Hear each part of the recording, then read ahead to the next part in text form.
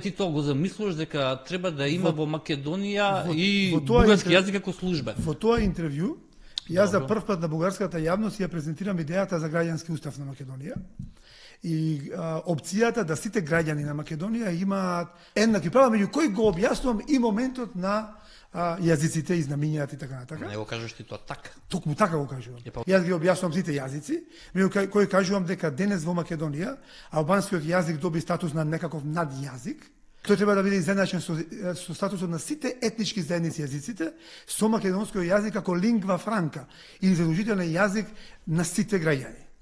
И тоа во Бугарија беше прашањето дали тоа и етничките бугари кои живеат во Македонија ќе имаат право на користење на бугарскиот јазик, секако да. Сите граѓани подеднакво.